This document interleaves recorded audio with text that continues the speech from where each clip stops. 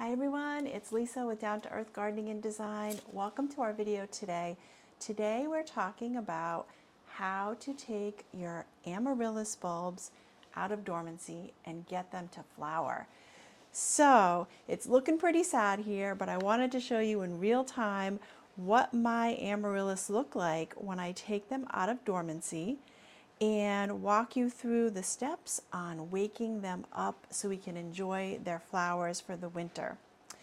So I thought it would be a great video because we did have a video out not too long ago on putting them into dormancy. So I thought it made sense to also show you how we take them out of dormancy. So first I want to talk about a couple of fun facts about amaryllis. Beautiful flower that you enjoy in the winter time, and if you time it right, you can enjoy them around the holidays or stagger them and enjoy them all winter long.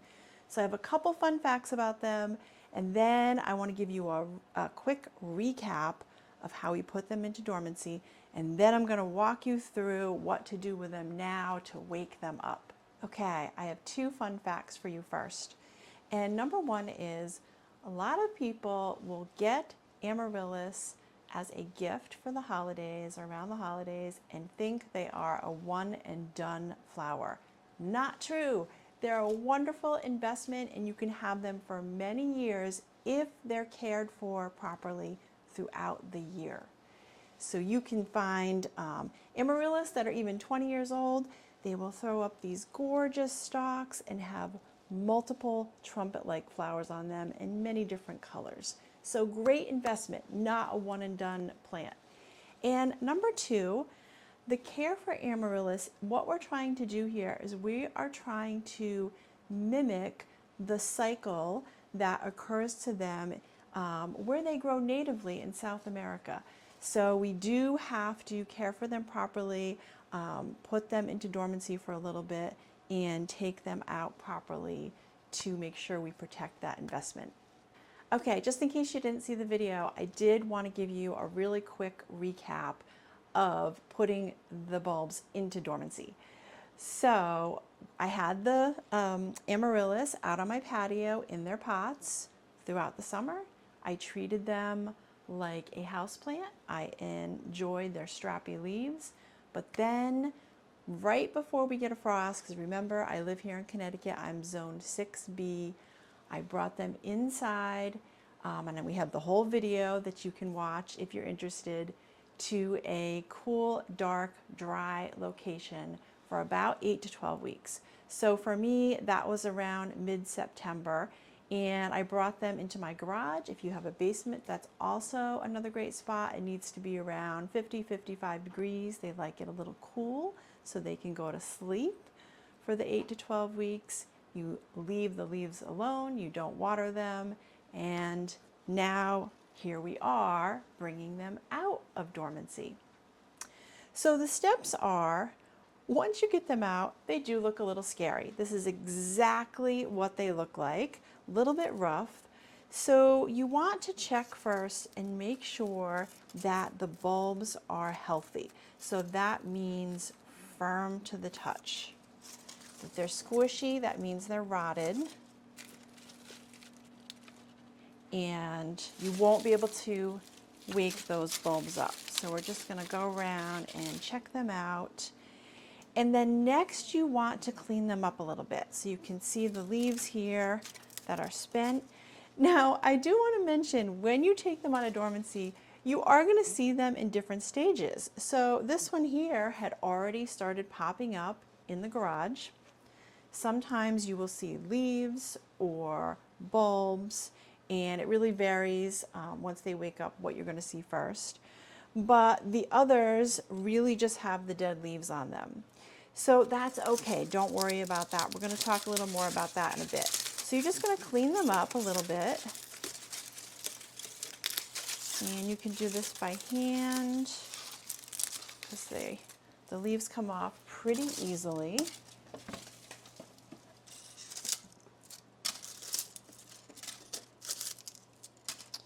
Or you can get out your scissors and you can trim them. Okay, and the trick in that is you don't want to trim too much. So you want to leave about an inch above the tip of the bulb.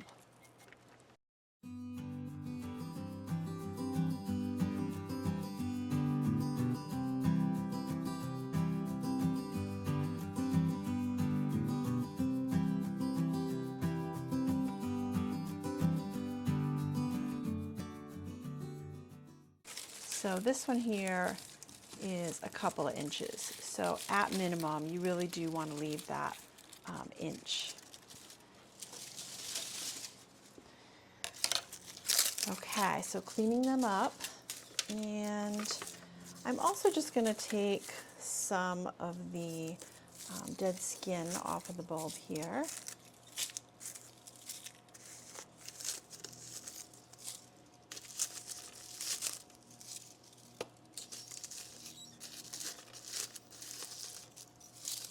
So it's just flaking right off. Okay. So next what you want to do is you want to bring them into a warm and bright location. So when I say warm, I mean about 65 degrees is optimal. In the winters here in Connecticut, we like to keep our rooms a little bit warmer, and that's okay. But if they're closer to the 65 degrees, they're really going to last a little bit longer once they flower. And then a windowsill that has some indirect light, and I'm going to show you my windowsill that I like to place them on. And I read this interesting tip about this that I really love, and it is the windowsill and the light is proper if you can put your back to the windowsill and you can still read the text of a newspaper. So that's a nice little hot tip. So indirect sunlight. Okay, the next step is watering. So I have my trays underneath, so make sure that you have a saucer, or you can even use a decorative plate. But I'm going to place them on the windowsill just like this, but the trays are going to catch the water, and we're going to give them a good drink.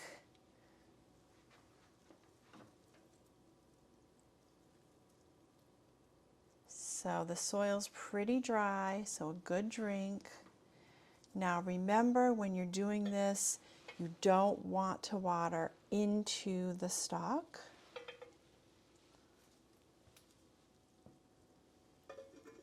So we're really going to be wetting the soil here around the bulb. Okay, and that's it.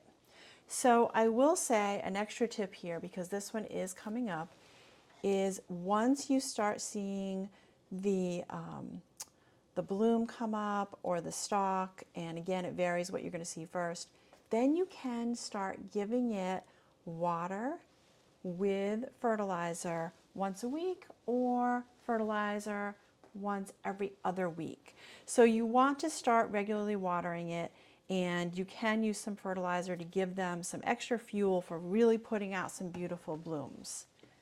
But the others that haven't started waking up yet, we're going to withhold water until something starts poking up.